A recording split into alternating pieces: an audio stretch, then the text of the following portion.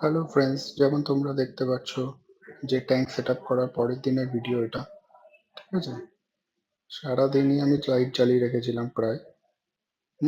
গাছের মাথাগুলো এখনো বেঁকে রয়েছে, কিন্তু লাইট পেলে সব কটাই ঠিকঠাক সোজা হয়ে যাবে।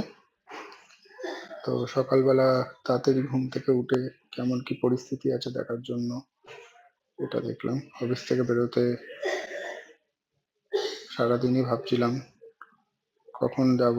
ফাইনালি ঘরে পৌঁছালাম। ট্র্যাকটার দিকে আস্তে আস্তে এগিয়ে যেতে যেতে মনে বেশ আনন্দই লাগছিল যে ফাইনালি জিনিসটা আমি করে ফেলেছি। ভালো করে দেখার পরে এরকম ধরনের ট্যাঙ্ক করলে কিছু কিছু প্রবলেম আসে।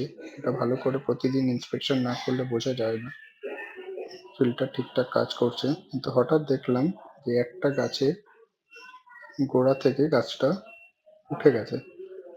সয়েলটা হালকা হয়ে যাওয়ার কারণেই হোক কিংবা অন্য কোনো কারণেই হোক,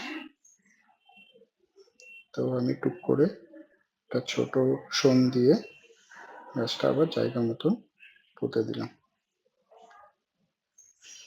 এইভাবে আমরা প্রতিদিনই আপডেট দেবো কেমন কি হচ্ছে ট্যাঙ্ক। তোমরা সবাই ভালো থেকো।